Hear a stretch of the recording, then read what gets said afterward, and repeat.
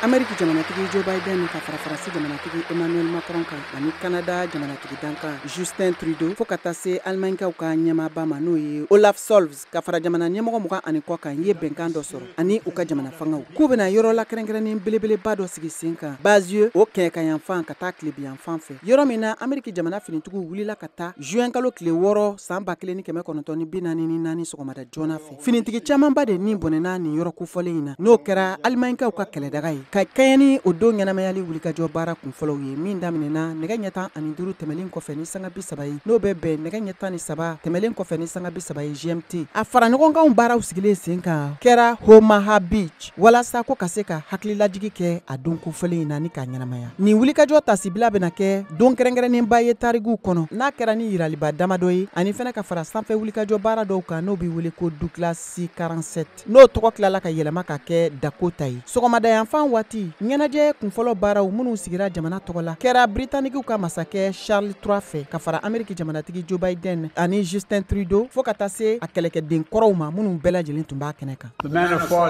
a labɛn baara kunfɔlɔbaw bɛɛ lajɛlen kɔni sigira sen ka duguluguli siraw fɛ ni Amérique jamanadenw Britanikiw ani Canada jamanadenw ye n'a kɛra sababu ye ko ka daw yɛlɛn ka taa Faransi jamana ma ka Alimaɲi ka nasiw olu ka sentanya kofɔ san 80 o kɔfɛ min kɛra nin kɛlɛjuguba kɔfɛ hakilinaw ni miiriya bɛɛ lajɛlen yɛlɛmana ka taa Ukraine jamana ma yɔrɔ min lakodɔnna kabiri février kalo san 2022 ni Rusi jamana ka kɛlɛjugu binni ye u ka jamana kan min kɛra ni fagalijugubaw ye wa k'a kɛlɛ lajɔli waati kuntagala ka jan.